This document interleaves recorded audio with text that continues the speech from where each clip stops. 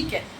রেসিপিটা আমি কিভাবে করব, মানে পাপাইয়া চিকেনটা আমি কিভাবে তৈরি করব, তোমরা এই ভিডিওটা স্কিপ করবে না, পুরো স্টেপ বাই স্টেপ আমি তোমাদের দেখাবো। তাহলে চলে এসো। 1.5 কিলো চিকেন নিয়েছি, তার মধ্যে আমি পরিমাণ মতো মানে সামান্য একটু নুন দিচ্ছি। এরপরে আমি 2 চামচ হলুদের গুঁড়ো দিচ্ছি। পরে ধনে পাতা আর কাঁচা লঙ্কার একটা পেস্ট তৈরি করেছি, সেটা আমি 3 চামচের মতো অ্যাড করছি।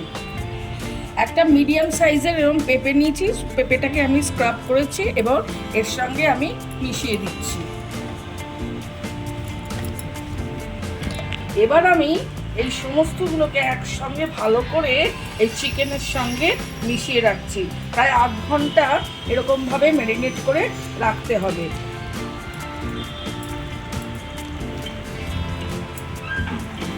ভালো করে আমি ওই পেঁপে আর আদা, এই কাঁচা লঙ্কা, ধনে পাতার পেস্ট, নুন আর হলুদ, এই 4টে আইটেম ভালো করে চিকেনের সঙ্গে মেখে একে আমি 8 ঘন্টা রেস্টে রাখবো, মানে হাফ অ্যান আওয়ার।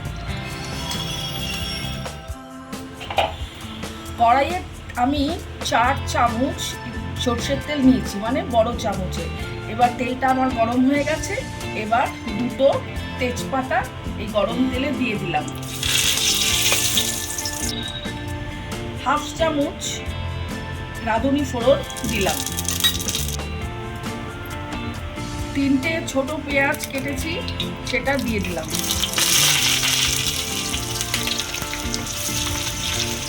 ভালো করে নাড়াচাড়া করছি যতক্ষণ না পেঁয়াজটা একটু ভাজা ভাজা হয়। পেঁয়াজটা ভাজা ভাজা হয়ে গেছে, এখন এই পেঁয়াজ বাটা আমি 6 চামচের মতো দেব।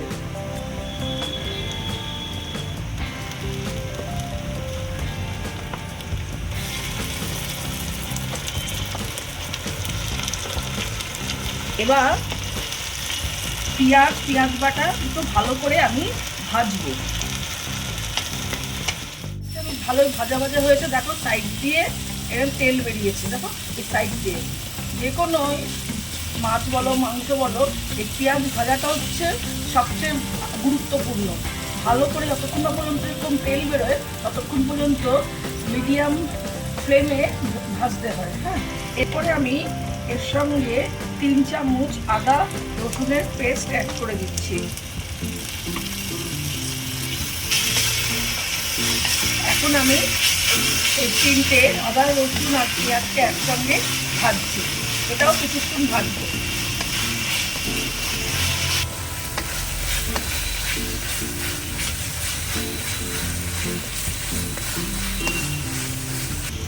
চারটে মিডিয়াম সাইজের টমেটো এখন এর সঙ্গে আমি অ্যাড করছি। এখন এগুলোকে আমি ভালো করে মিডিয়াম ফ্লেমে ভেজে নিচ্ছি। টমেটো একদম মানে ডিজলভ হয়ে যাবে এর মধ্যে, ততক্ষণ পর্যন্ত আমি ভাজতে থাকবো।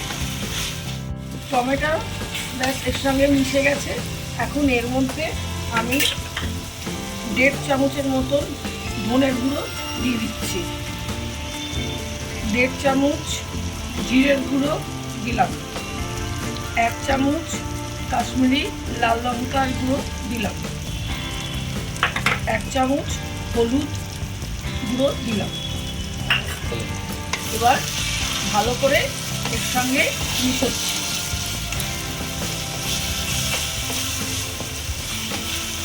মশলাটা ভাজা ভাজা হয়ে গেছে, এখন এর মধ্যে আমি ওই ম্যারিনেট করা চিকেনগুলো এক এক করে দিয়ে দেবো। এরকমভাবে চিকেনগুলোকে এর মধ্যে দিয়ে দেবো।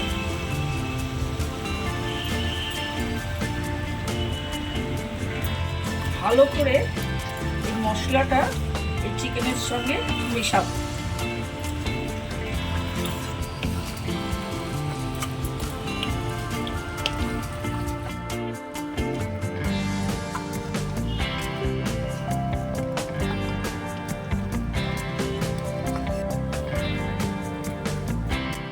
আমি 2 চামচ চিকেন মশলা অ্যাড করছি।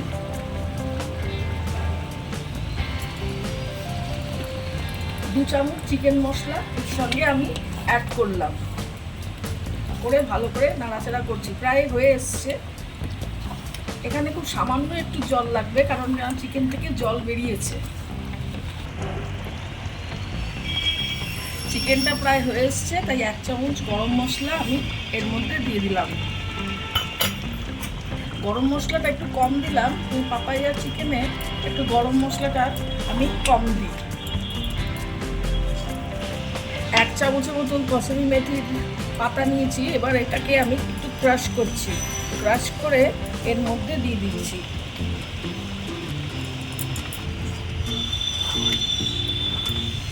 সবশেষে সামান্য নুন দিলাম, নুনটা সবার লাস্টে আমি অ্যাড করি। মাংস থেকে জল বেরিয়েছে, তা সত্ত্বেও আমি অল্প একটু জল এখানে অ্যাড করলাম। আর এর সঙ্গে আমি কয়েকটা কাঁচা লঙ্কা ভেঙে ভেঙে দিলাম। কাঁচা লঙ্কা দিলে কি হয়, এসেন্সটা খুব ভালো লাগে,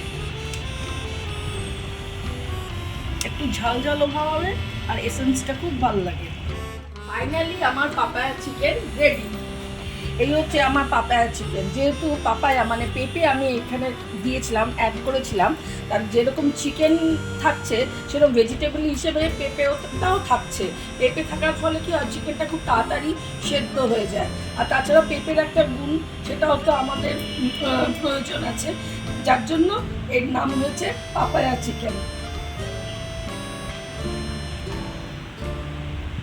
এই যে কাঁচা লঙ্কা কিছু এটার মধ্যে অ্যাড করেছি, মানে কাঁচা লঙ্কা এসেন্সও এর মধ্যে ঢুকবে, প্লাস ডেকোরেশনসের জন্য।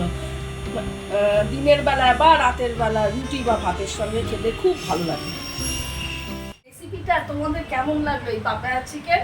যদি ভালো লেগে থাকে তাহলে লাইক কমেন্ট শেয়ার করবে, আর কমেন্ট করবে। তোমাদের কমেন্ট করতে আমার খুব ভালো লাগে। আর নেক্সট দিন আবার তোমাদের কাছে আবার নতুন নতুন রেসিপি নিয়ে আমি আসবো। ততক্ষণের জন্য তোমরা সুস্থ থেকো, ভালো থেকো, টাটা, বাই বাই।